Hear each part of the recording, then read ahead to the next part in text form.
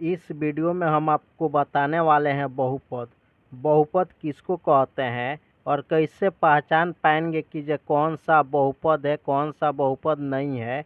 बहुपद के बारे में जितना बेसिक नॉलेज होना चाहिए वो सभी नॉलेज इस वीडियो में आपको मिलने वाला है।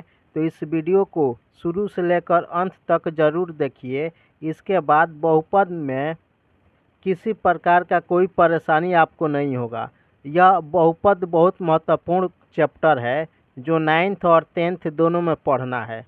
बहुपद चैप्टर से ऑब्जेक्टिव क्वेश्चन ज़्यादा पूछता है, तो इसलिए बहुपद चैप्टर को पढ़ना ज़रूरी है।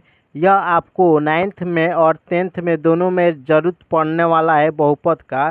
तो इसलिए आप इस वीडियो को अच्छा से ध्यान से देखिएगा। यहाँ पे सबसे पहले हम लोग देखेंगे कि बहुपद कैसे पहचानेंगे, बहुपद किसको कहते हैं और बहुपद पहचानने का तरीका क्या होता है। तो यहाँ पे बहुपद पहचानने का तरीका हम लिखे हैं कि जब चर राशि एक्स वाई का घात ऋणात्मक न हो, यानी चर राशि एक्स वाई जो है न, इसका घात पावर ऋणात्मक नहीं होना चाहिए, घात बट्टा में नहीं हो, यानी पावर जो होता है बहुपद में चर मान का वह बट्टा में नहीं होना चाहिए। फिर यहाँ पे है चर राशि वर्गमूल में न हो, यानी चर राशि जो X Y Z P Q होता है वह रूट में नहीं होना चाहिए। चर राशि बट्टा में न हो, यानी चर राशि बट्टा में नहीं होना चाहिए, तो हम उसे बहुपद कहते हैं। बहुपद पहचानने का यह 4 गो नियम आप याद रखिएगा। सबसे पहला नियम है चर राशि का घात ऋणात्मक नहीं हो, यानी यहाँ पे यह चर राशि जो लिखे हैं बहुपद में x, इसका घात देखेंगे कि जो ऋणात्मक नहीं है ना, तो उसको हम बहुपद कहते हैं। जैसे यहाँ पे हम बहुपद एक लिखे हैं पहचानने के लिए 2x² + x⁻⁻1 + 3। यहाँ पे है चर राशि का घात ऋणात्मक नहीं होना चाहिए, उसको बहुपद कहते हैं। लेकिन ऋणात्मक यहाँ पे चर राशि जो है x है, इसका घात ऋणात्मक में -1 है। जब भी आपको बहुपद पहचानने के लिए बोलेगा तो चर राशि का जब पावर में घात में माइनस में संख्या रहेगा तो वह बहुपद नहीं होगा। तो यहाँ पे यह बहुपद का रूप नहीं है, तो यह कैंसिल हो गया। फिर यहाँ पे देख रहे हैं 3/2 y के पावर -3 - 2 y के पावर 2 + 2। यहाँ पे y के पावर जो है -3 है, यानी यहाँ पर भी चर मान y का घात जो है माइनस में प्राप्त हो गया, यानी ऋणात्मक प्राप्त हुआ। तो ये भी बहुपद का रूप नहीं है। यानी बहुपद कब नहीं होगा, जब उसका घात ऋणात्मक में होगा, वह बहुपद नहीं होगा। यह पहला कंडीशन हो गया। अब दूसरा कंडीशन को देखेंगे। दूसरा में है चर राशि का घात बट्टा में हो, यानी जब चर राशि का घात जब बट्टा में होता है तो वह बहुपद नहीं होता है। जैसे यहाँ पे बहुपद पहचानने के लिए हम लिखे हैं 2p के पावर 3/2 + 3p² + p। यहाँ पे चर राशि का घात बट्टा में आ गया, यानी 3/2 आ गया। तो यह बहुपद का रूप नहीं है, क्योंकि यहाँ पे घात जो है चर मान का वह बट्टा में नहीं आना चाहिए। फिर यहाँ पे 4x के पावर 3 - 2x के पावर 1/2 + 2 है। यह भी बहुपद नहीं है, क्योंकि इसका पावर यहाँ पे 1/2 हो गया, बट्टा में हो गया। तो यहाँ पे ये भी बहुपद नहीं है, क्योंकि हम लिखाए हैं यहाँ पे कि घात बट्टा में नहीं हो, यानी घात जब बट्टा में नहीं होगा तब उसको हम बहुपद कह सकते हैं। लेकिन यहाँ पे घात जो है बट्टा में आ गया, यहाँ पर भी घात बट्टा में है और यहाँ पर भी घात बट्टा में है, इसलिए यह दोनों बहुपद का रूप नहीं है। अब यहाँ पे तीसरा है चर राशि बट्टा में हो, यानी चर राशि जब बट्टा में होता है तो वो भी बहुपद नहीं होता है, क्योंकि यहाँ परिभाषा में हम बता दिए हैं कि चर राशि बट्टा में नहीं होगा तो उसको हम बहुपद कहते हैं।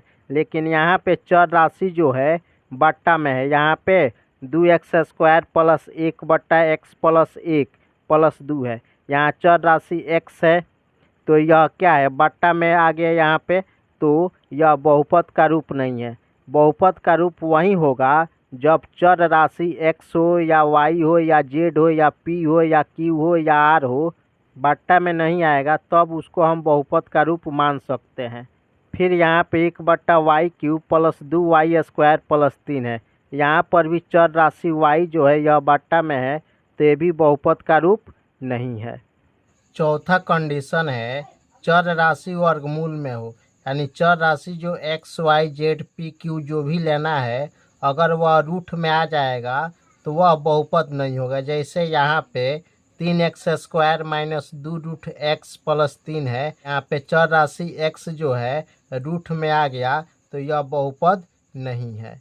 फिर यहाँ पे √2y² प्लस 3y प्लस 2 है, यहाँ पे चर राशि रूट में नहीं है, यह अचर राशि रूट में है।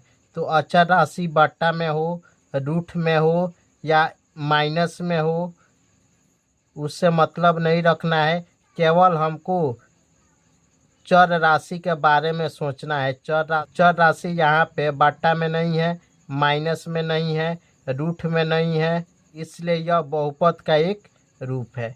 तो आपको ध्यान में रखना है यह 4 गो कंडीशन जो बहुपद को पहचानने के लिए सहायता करेगा। तो बहुपद वही होगा जिस चर राशि का घात ऋणात्मक नहीं हो, जिस चर राशि का घात बट्टा में नहीं हो, जो चर राशि बट्टा में नहीं हो, चर राशि वर्गमूल में नहीं हो, वह बहुपद होगा। अब इसके बाद देता है बहुपद का घात लिखने के लिए कि कितने घात का बहुपद है। तो यहाँ पे सबसे पहले बहुपद का घात किसको कहते हैं इसको देखिए। बहुपद px में x के उच्चतम घात बहुपद का घात कहलाती है। यानी बहुपद px जो होगा ना, उसमें x का या y का या p का या z का उच्चतम मान यानी अधिकतम मान को हम बहुपद का घात कहते हैं। जैसे यहाँ पे एक बहुपद का रूप लिखे हैं 3x³ plus 2x² plus 4x plus 2। यहाँ पे x का घात 3 है, x का घात 2 है, यहाँ पे x के घात 1 है, यहाँ पे x का घात कुछ नहीं है तो x का घात 0 है। यानी यहाँ पे 0 1 2 3 में सबसे बड़ा घात 3 है, तो इसलिए यहाँ पे बहुपद का घात हम 3 मानेंगे। जो बड़ा घात होता है वही बहुपद का घात हो जाता है। बहुपद का प्रकार हम देखेंगे कि बहुपद का कौन कौन प्रकार होता है। तो बहुपद का प्रकार होता है रैखिक बहुपद। रैखिक बहुपद किसको कहते हैं यहाँ पे लिखे हैं, घात 1 के बहुपद को रैखिक बहुपद कहते हैं। यानी जिस चर मान की घात 1 होता है वह रैखिक बहुपद कहलाता है। यहाँ पे रैखिक बहुपद का रूप हो गया ax प्लस b। यहाँ पे a बराबर नहीं हो 0, a का मान 0 कभी नहीं होगा। अगर a का मान 0 हो जाएगा तो 0 से x में गुना होगा तो 0 होगा, यानी यह एक रैखिक बहुपद नहीं हो पाएगा। तो इसलिए जितने घात का बहुपद होता है उसका गुणांक कभी भी 0 नहीं होता है। जैसे यहाँ पे रैखिक बहुपद का एग्जाम्पल लिए हैं 2x माइनस 3 √3x प्लस 5। यहाँ पे समझिए, यहाँ पे जो वर्गमूल है यह अचर राशि में है, चर राशि यानी x में वर्गमूल नहीं है, इसलिए यह एक बहुपद होगा। यहाँ पे रूट में x रहता तो यह बहुपद नहीं होता।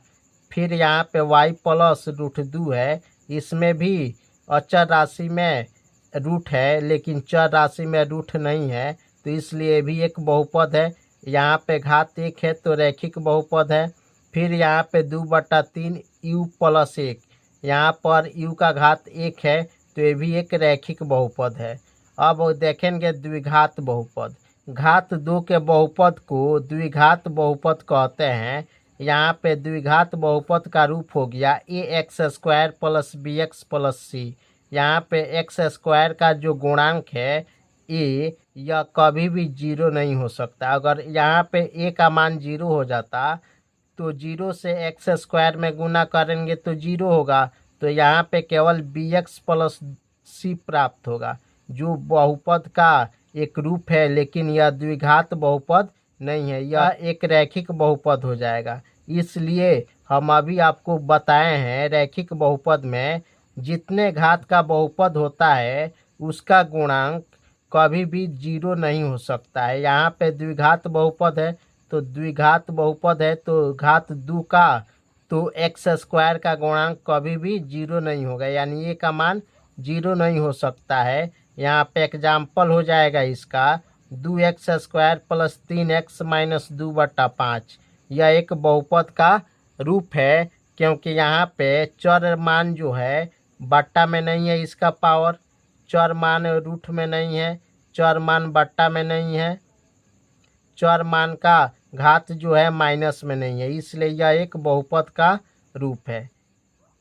और यहाँ पे यह द्विघात बहुपद है। फिर यहाँ पर द्विघात बहुपद होगा क्योंकि अधिकतम घात 2 है यहाँ पे, और यहाँ पे देखिए 2 है और चर राशि x है, इसमें यह रूट चर राशि में यह रूट नहीं लगा है और चर राशि में रूट है। यहाँ पे चर राशि का पावर 1 है और यहाँ पे 2 है, तो द्विघात बहुपद हो गया पे y² माइनस 2 है, यानी y का अधिकतम पावर 2 है, तो इसलिए यह द्विघात बहुपद है। त्रिघात बहुपद में हम लोग देखेंगे त्रिघात बहुपद होता है, घात 3 के बहुपद को त्रिघात बहुपद कहते हैं। यानी यहाँ पे त्रिघात बहुपद का विस्तार रूप हो जाएगा ax³ plus bx² plus cx plus d। यहाँ पे a का मान जीरो नहीं होगा क्योंकि 3 घात वाला बहुपद है, 3 घात का बहुपद है, तो यहाँ पे x³ का गुणांक जो है a है। जब यही x³ का गुणांक a जीरो हो जाएगा तो यह त्रिघात बहुपद नहीं हो पाएगा। इसलिए जितने घात का बहुपद होता है उसके अधिकतम घात के गुणांक कभी भी जीरो नहीं होता है। इस क्वेश्चन को सॉल्व करके आप देख सकते हैं कि आपको बहुपद कितना समझ में आया है।